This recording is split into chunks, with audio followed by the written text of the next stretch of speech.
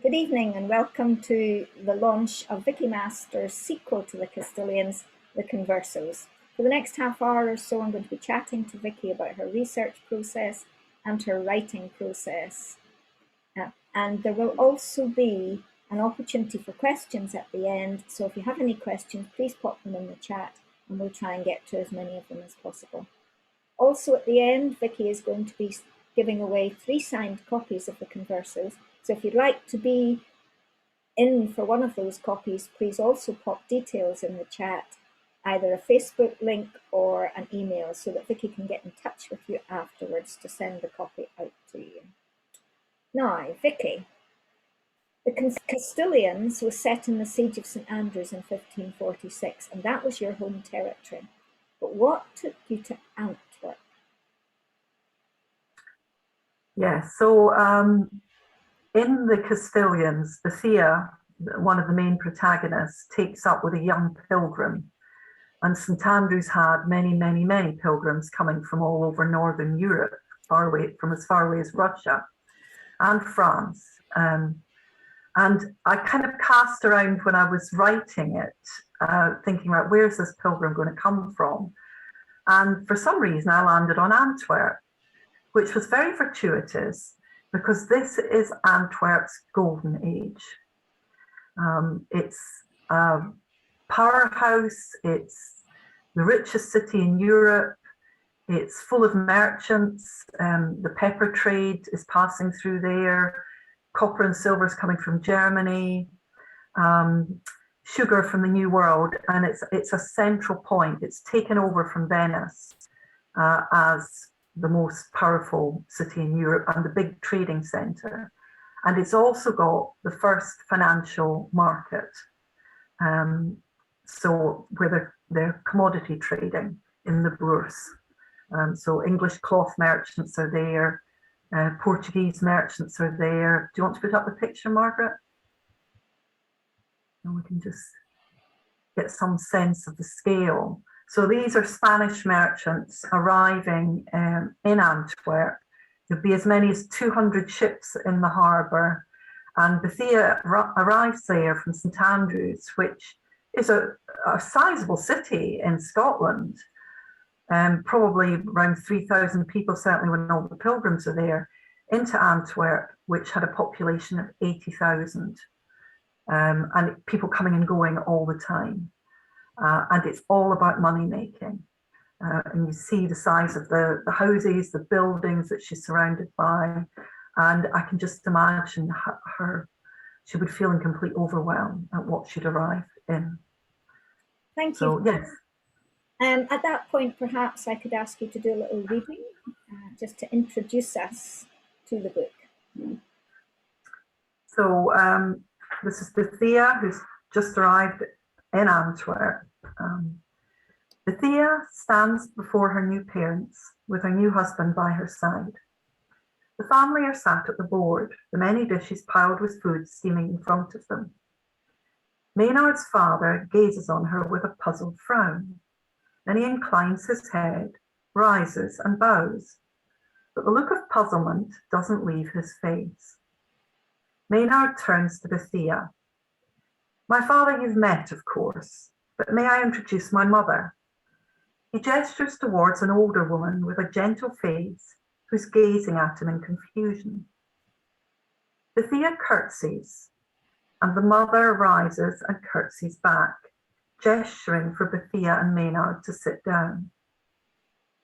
Then suddenly both parents are speaking in quick bursts, firing questions in what she assumes is Spanish. She touches Maynard's sleeve and looks up at him questioningly. He takes her hand under cover of the board. She's not reassured.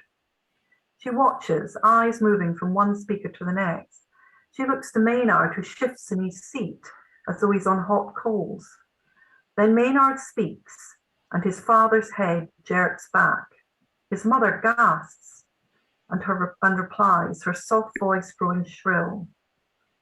A sense of doom is descending upon Thea, like a thick haar on the sea coast of her home. It is clear that Maynard's parents were not expecting him to return with a bride. and they are not greeting the news of his marriage joyfully. There's a lull in the conversation as though no one knows what to say. Then Maynard's mother speaks. "Thea," says Maynard in response. Thea looks at him curiously. "Mama asked your name." Thea thinks what it must be like to be presented with a new daughter whose name you don't even know. Thank you, that was lovely.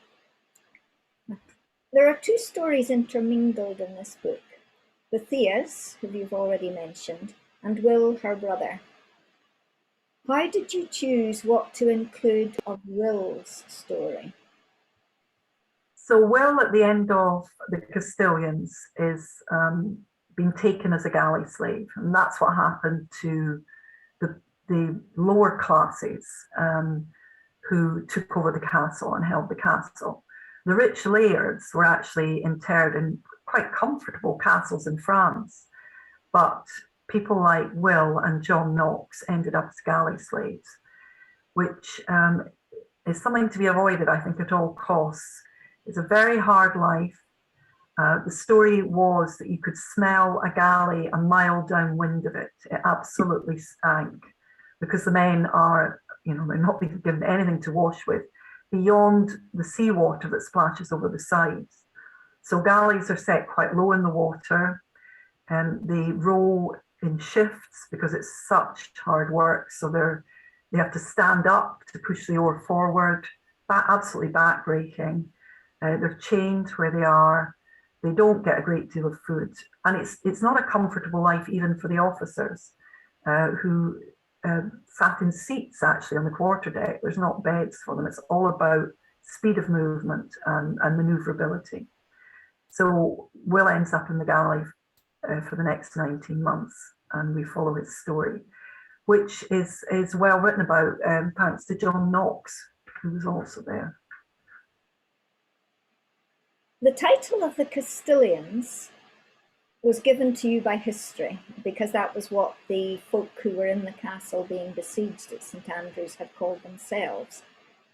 Why the title Conversos? So Conversos is about a group who are fleeing the Inquisition in Spain, and they flee from Spain to Portugal. And some of them are very rich Jewish merchants, and they go from there to Antwerp. And this book is the Tefillot, which would be a Sephardi prayer book.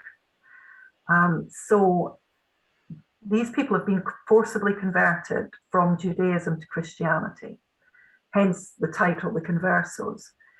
But they're never entirely trusted. They're not treated as though they belong. People are suspicious of them. And although some of them are terrifically wealthy, they're just not, it's not inclusive. They're always at risk. And there's some of them are so wealthy, in particular a woman called Thea Mendes, that they're lending money to the King of Spain, the King of France, Charles, the Holy Roman Emperor, and the King of England. And at one point, the King of France says, well, I borrowed money from Christians, but since it now turns out that they're secret Judaizers, I don't need to pay them back. But they don't want to fall out with them too much because they are a good source of money. So Bethia, the family that Bethia has married into, are Conversos. And they're trying to belong, they're trying to fit in, but they're never entirely trusted. And that forms part of the story. You've chosen 1547 for the year in which to set this story. Why that particular year? What drew you to that? Well, the story runs over 1547 to 49. And 1547 is when the siege ends and they escape. But in 1549 in Antwerp, there's tremendous excitement because Antwerp is part of the Holy Roman Empire, and Charles is taking Philip, his son, Philip of Spain, on tour. And although Charles was born in the Low Countries, Philip only speaks Castilian. He's never been out of Spain. And this is him seeing his empire. His father's thinking about abdicating. And they go on this tour, and you can actually see the dates. They're traveling for 9 months around all these different towns. And each town is trying to outdo the next in the welcome they give. So they build, and this is drawings, a book was produced in Antwerp, because Antwerp was their powerhouse, and they were determined that the entry in, it's called a joyous entry, was going to be greater than anything the world had ever seen before. So they build all these arches, they have tableaux, but the local people are not very happy about all this money being spent. And in the middle of the grand entry, there's this huge thunderstorm. And the local people are saying that's God's word. He's saying he's not happy about this. But anyway, Charles and Philip are happy, and the burghers of Antwerp are happy because they want to send a message. Don't bring the Inquisition here. We're your money house. Don't mess with us. But we're still recognizing that you're the supreme authority. You're our kings. Excellent. Now, if we can move from the background to the story to some of the process of your writing. You're writing primarily about fictional characters, but you do have some real people in there. Which do you find easier to write about, and why? Certainly initially, I find it easier to write about the real characters. Often there's things that they've written themselves, or there's portraits there, so you can get a sense of what they look like. But once I start to develop my own characters, then I get very curious about them and what's going to happen next for them. But in the beginning, it's quite nice to have that rooting in the time period by actually looking at real characters and what they did, and how often they had to change sides. It's a very precarious life. That's quite interesting, actually, because I've always found it easier to write about fictional characters. Was it the opposite for you? Yeah, especially as most of the characters in my books are real, so there's obviously a lot of research involved in that. But I do find the fictional characters give me the freedom to kind of let fly and do what I like with them in a way I can't with the real ones. So that's interesting that you find it the other way around. The opposite, yeah. A secondary question to that, which I think probably a lot of people will be interested in. This is a sequel. Some people might think it's easier to write the sequel than your debut novel because you've already got the background and the location and the idea of your characters already mapped out. How did you find writing that sequel? I found the sequel harder to write than the initial novel, because the initial novel has got a time frame. It's very neatly defined by the events that happen. So it starts with the burning of George Wishart, and it finishes with the French coming and getting the Castilians out the castle and carting them away as galley slaves.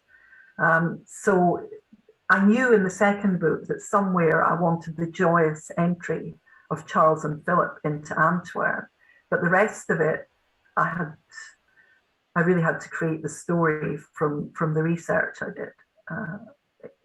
Which I was doing in the first one, but wasn't that arc of significant events to follow in the same way.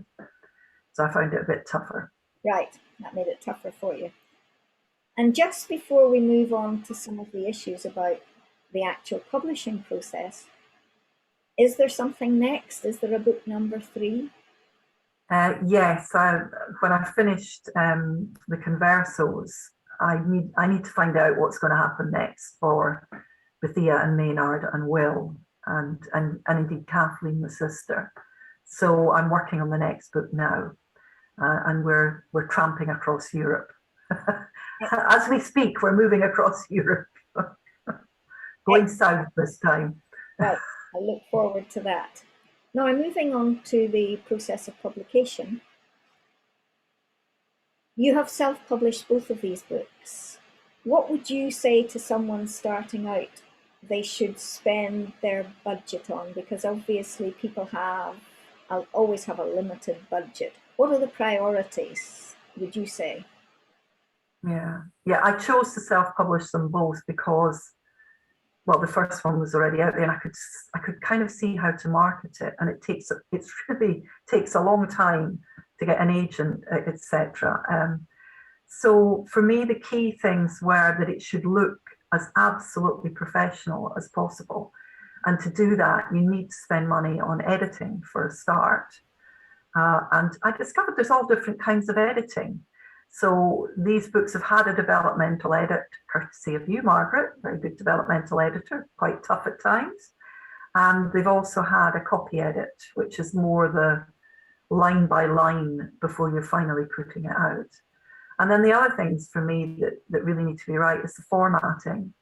Too often you look at self-published books and there's big gaps on the page, you know, the margins aren't right, and the cover, making sure that you have a cover that looks right, that it fits with the genre, that's going to draw the eye. So I've been fortunate in having a husband who had designed book covers years and years ago. In fact, so long ago I'd forgotten he'd ever done it. But yes, he's helped out. And then another key thing I would say to anybody that's thinking of self-publishing is make sure you do it on cream paper. No traditionally published books are ever on white paper. And I don't know why white paper keeps getting pushed towards people that are self-published, because nobody else uses it. And it's a real marker again of a self-published book. And I might add to that actually that a gloss cover is a marker of a self-published book. Traditional published books are generally speaking matte covers, even though they might have some fancy gold foiling or something on them. But the basic cover surface is matte. Yes, yeah, that's a good point. A key marker. So yes, it's really important that people make their book look indistinguishable from a traditionally published book. Yeah, and the size, making sure quite often self-published books are a different size, they're slightly bigger, which again, you know, it's not helpful to booksellers. They want the things to fit in the shelves neatly. Absolutely. Okay, what buying options are there for folk then if they're going to go out and buy your two books? Where can they get them and in what format? Well, firstly, if you go on to my website, vehmasters.com, you can order signed copies if you would like a signed copy. Otherwise, you'll find me certainly on Amazon. And for all that people decry Amazon, it's been a fantastic thing for anybody that's self-published, and both as ebooks and print books. And you'll also find me in bookshops. So Toppings of St Andrews in particular has been a great supporter. I've sold a lot of books through them. But you can go into any bookshop and order it if they haven't got it. So yes, and while I remember, the audio recording of the Castilians is out now. So you'll find that on Amazon as of yesterday. Excellent. That's very quick, actually. Amazon usually, Audible usually takes a while to get them up. So that's quick. So that's good. Okay, I'm going to turn now to some of the questions that have been popped in the chat from our audience. First of all, a question from Zoe. She would like to know which character you most enjoyed writing. I have enjoyed writing Maynard, who is Thea's husband, and before that, the Pilgrim. I think he's quite a curious character. There's something sort of laconic about him, and yet he's very clear about wanting Thea, wanting a life with her.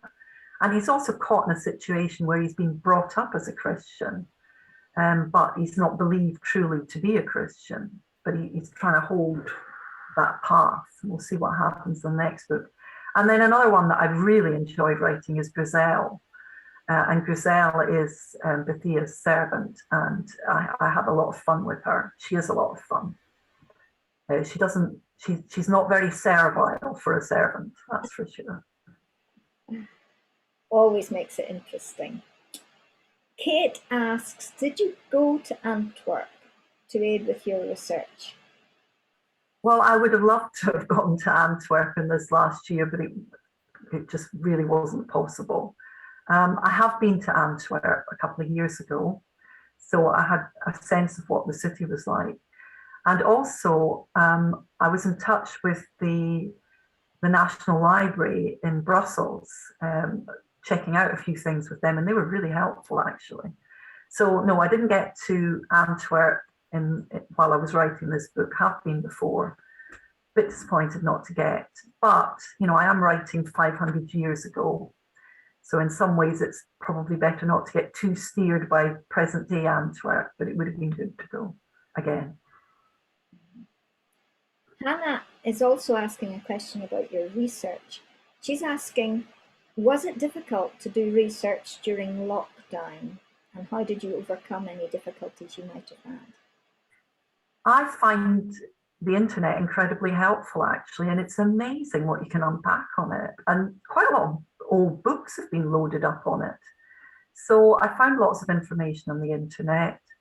The National Library of Scotland, I did manage to get into in the periods in between lockdown, but it's always a bit challenging to go in there because of what you can take in and what you can't take in and so forth. But they've got a lot of stuff available digitally. So I was able to access pretty well what I needed at home. So I didn't find it too challenging. I mean, not my trouble is knowing when to stop with the research. You could just go on and on and on, uncovering things. Right. And finally, Robert is asking, how do you get your book out there and make sure that people know it's there and can go to buy it? Well, I ask reviewers, people that are already book bloggers that are out there reviewing books. And Kate, who's here today, she was actually one of the people I approached. And I found people to be enormously generous on the whole to a new author. So even if they hadn't, I'm a brand new debut author, and some of these authors are quite well known, very experienced, and they were prepared to read and review my book. But I only approached people in the main that were in the genre I'm working in. So only in historical fiction, really, because there's no point in approaching reviewers that don't review historical fiction, because the readers of those reviews are not going to be the readers of, they're not going to read historical fiction if that's not the genre that they normally blog about. There are blog tours out there that you can pay for. I was a bit dubious about them. I haven't tried one. I might do in future. But I quite like building relationships with reviewers. And some of the ones, especially in America, are so generous with their time to an unknown author. I think genre is very important in order to try and target readers who will actually leave a review. You will get lots of readers who will read and enjoy the book and maybe even get back to you and tell you they've enjoyed the book, but that doesn't necessarily mean they're going to review. And you want reviews that are on target. And so, and I'm quite what's the word, shameless about asking. If people write to me and say I really enjoyed your book, I will write back and say it would be fantastic if you could leave me a review, because without reviews we die, really. It's impossible. So especially when you're starting out, you really need to get as many reviews on Amazon as you can. And I'm only ever asking for an honest review. I'm not telling people what to say, not what they would do. So it's perfectly okay to ask people to review your book, especially if they're writing to you saying, I enjoyed it. It's not unreasonable to say, would you please, I'd really appreciate it if you would leave a review. Well, I really recommend people going and looking at some of the reviews that people have left for Vicky's books, because they're excellent. And this final one is not a question, but it's a thank you to John Duffy, who has sent you good wishes for the launch and for the book. And let's thank you, John, for doing that. Yeah, and I want to say thank you to everybody that's come along and joined in today. And thank you, Margaret. You've been fantastic to host this launch. Well, it's been my pleasure, Vicky. Who are getting the books that are being sent out, the signed copies? So we are sending signed copies out to Stephen, to Hannah, and to Jane. And to Jane. For those three people, if you'll already have put details in the chat, and Vicky will be getting in touch with you as soon as possible after the launch is finished. And hopefully you'll have those books for Christmas and the time to read them. And all that remains for me now is to close off this session, to thank everybody who's here, to thank Vicky for writing 2 really great books, and to say to Vicky all the best for the next one, and I hope we won't have to wait too long for it to come. So thank you everyone, and goodbye. Bye.